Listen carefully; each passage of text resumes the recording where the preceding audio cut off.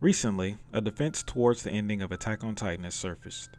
It's a defense that I have heard in the past, but it's clearly had a lot more time to cook since the ending, and as such, it has a lot more depth and is a better constructed argument than many other ending defenses. This particular ending defense is primarily centered around Eren and his motivations. The crux of this argument, which I have dubbed Jaegerberg, is based on the theory that the reason why Eren's character was never retconned was because Eren was always a selfish character who only wanted to destroy the world simply because it was in his nature to do so. This theory proclaims Eren wasn't doing it to defend his people, his home, or even his friends. He did the rumbling only for himself. I decided to call this argument Jaegerberg because of Walter White, also known as Heisenberg. Walter had a very similar character motivation in his story.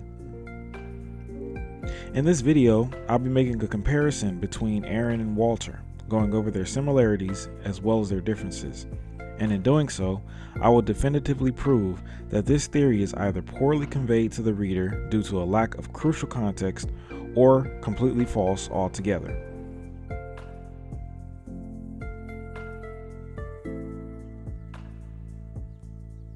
So to start things off, let's iron out the details on what makes Eren and Walter White similar. Firstly, they are both very violent men. Walter may begin his story a lot more timid and soft than Eren, but throughout the story of Breaking Bad, Walter kills many people and even poisons a child to get what he wants. He and Eren are most certainly very violent people, but they never attack people who are not in the way of achieving a goal they have. No matter the validity of the excuses or the justification they both come up with, throughout both of their series, they only harm people who either threaten their lives or may get in the way of what they hope to accomplish. Neither of these characters ever attack random people who have absolutely nothing to do with their goals intentionally, but when they do harm or kill innocent people who have nothing to do with their goals, it is by proxy and never their intention. For the entirety of the story of Breaking Bad, Walter lies to the characters in the story, the audience, and most importantly himself when he states time and time again that the reason why he had turned to a life of crime was for his family. Him being diagnosed with cancer and knowing that he would die soon was what led him to selling drugs, in order to ensure that his family was taken care of after he is gone. However, at the end of the story, Walter finally admits to the audience and to himself that this was not the case at all. Walter did everything that he did simply because he enjoyed doing it. Understand? I have to hear one more time that you did this for the family. I did it for me.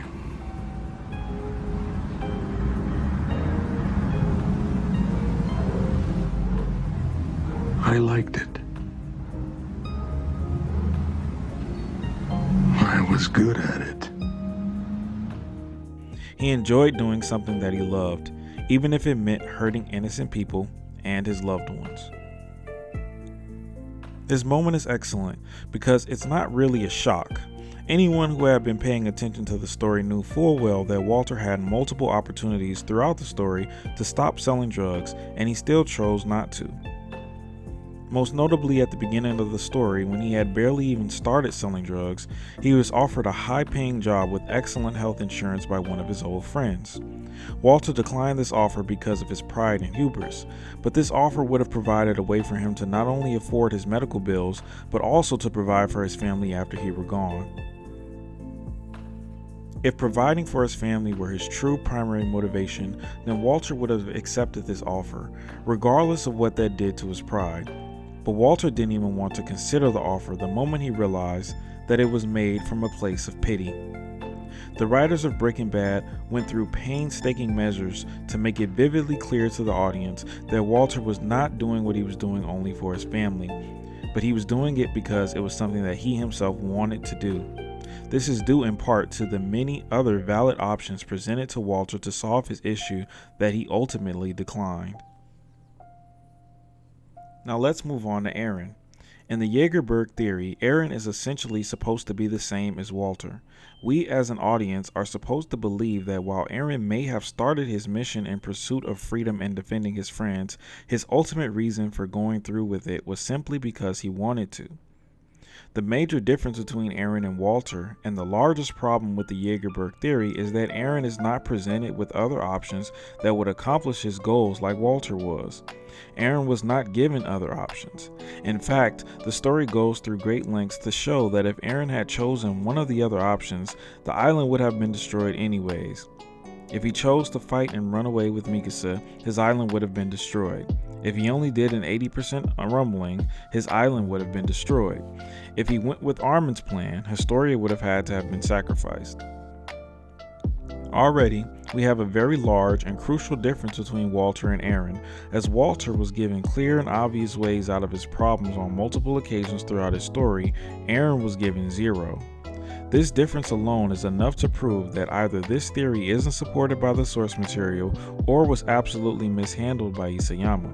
How can we as an audience possibly believe that this character was acting only for his self-gain when the story has not given us evidence of this? Him telling Reiner that he is the same as him is not enough. Him being violent by nature is not enough. Kenny saying that everyone is a slave to something is not enough. We needed much more than what we got for this story beat to have worked. You can't just pull this kind of a plot twist out of your ass. It has to be foreshadowed and built upon throughout the story. But just for argument's sake, let's assume that this was how Eren's character arc was intended on being told, but Isayama just dropped the ball. Well, even if that were the case, there would still be a bunch of other issues. For example, if Eren were truly a monster who wanted to destroy the whole world because it's something that he personally wanted, then why would he kneel and weep before a child and beg for his forgiveness? Why would he walk on the streets of his future victims, contemplating on whether or not he should kill them? Why would he go to Marley at all? Why take the time to learn about these people when all he cares about is killing them? This again is not the same as Walter. Walter almost never showed remorse or sorrow for hurting anyone who got in his way, even if they were a child.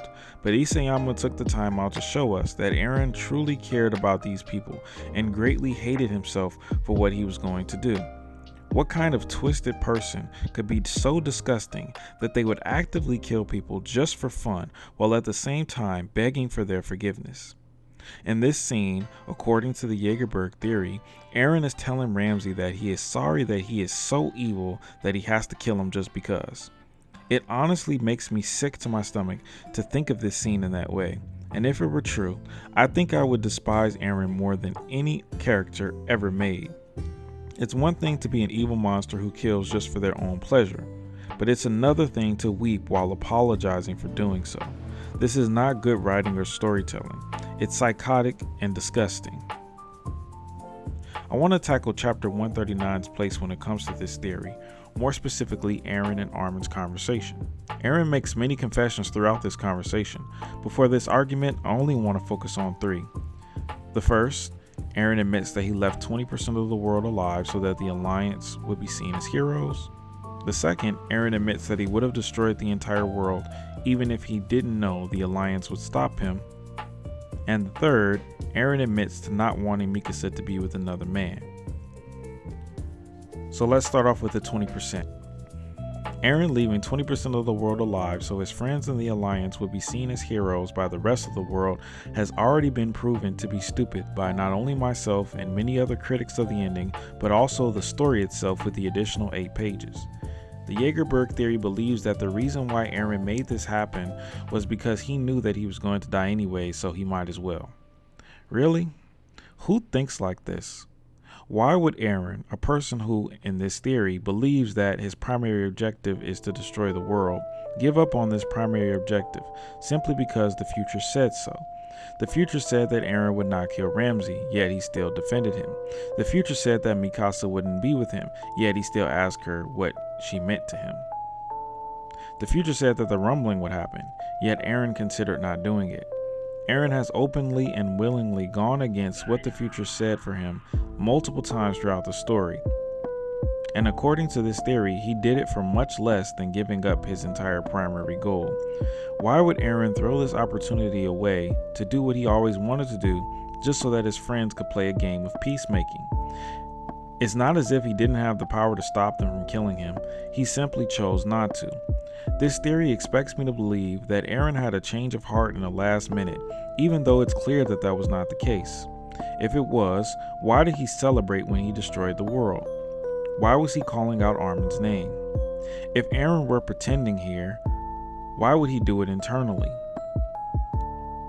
Which brings me to the next confession. Eren says that he would have destroyed the world whether or not they came to stop him, and he doesn't know why. It's just something that he wanted to do at all costs. This is not good writing. If you want me to believe that this is Eren's "I did it for me" moment, then you're gonna have to start the statement off with anything other than "I don't know why." You can't not know why you wanted to do what you had set out to do for years. Walter knew why he did what he did, and so did the audience. Eren did not. And Eren, by comparison, did something much more vile and evil than what Walter did. He took away billions of people's lives, and according to the story, he did it for reasons he can't even explain. The Jaegerberg Theory points to this as Eren admitting that he simply did it because he was violent, but again, the story does not justify this. While it is vividly clear that Eren is a violent character, he always acts out of violence in a means to an end. The story gives him no choice but to be violent, while Walter was almost always given a choice. So when a character is given no option, yet decides to move forward and persevere, you can't then turn it on the audience and assume that the audience will forget all that. You can't make it clear that this person has absolutely no choice and then blame us for believing you. It would be the same as cornering a rat and then getting surprised when the rat bites you. According to this theory, instead of thinking, "Man, I probably shouldn't have cornered that rat," you should instead think, "Wow, what an evil rat. I guess that rat was just born like that." Lastly, let's go over the Mikasa confession. Now, the Mikasa confession is hated by many. It comes out of nowhere, it's completely tone deaf, but most importantly, it's not well written. Eren had not been built up enough as someone who wanted to be with Mikasa no matter what throughout the story. If he had have been, this moment would have made a lot more sense. The Jaegerberg Theory tries to justify this horrific scene by stating that the reason it exists is to prove to the reader that once and for all, that Eren was not this cold and calculating tactician who wanted to achieve freedom no matter the cost, but instead he was a whining, sniveling brat all along. This is wrong on so many levels and for so many reasons. For one, the story has never shown Eren to be this type of whiny little crybaby under any circumstances. Even when Eren was sitting inside the stomach of a titan facing certain death, he still remained confident and goal-oriented. Mikasa was not on his mind. His goal of achieving freedom was. You may consider this whining, but after everything that Eren had gone through up to that point in the story, I definitely don't. If you do consider this whining, then you must also consider someone who cries for much less also to be whining. Someone crying at a funeral, whining. Someone crying that they lost their home to a fire, whining. Someone crying because they got diagnosed with cancer. Hey, stop whining. If Eren crying in this moment is not justified enough to be not classified as whining, then no human being crying in the history of time can be classified as not whining. This is the same for any other moment where he cries throughout the entirety of the story of Attack on Titan, other than in chapter 139. In chapter 139, Eren does not cry because of losing a loved one, realizing that he has to kill innocent people, or that he is helpless to protect his loved ones. Eren cries because he wants what he wants and he can't have it. Eren cries for the same reason a toddler cries for not getting their favorite toy. Only difference being that that toddler did not destroy the entire world in the same day. This is why people hate this scene. It isn't because Eren is crying, it's because Eren is shown to be a completely selfish piece of shit, and no one saw him that way because the story did not write him that way. This is why the Jaegerberg Theory is completely false and will never be enough to justify the poor writing of this ending. Eren's character was more than a psychopath bent on destruction for his own pleasure. He was more than Walter White was, and no amount of internal or external retconning will ever change that.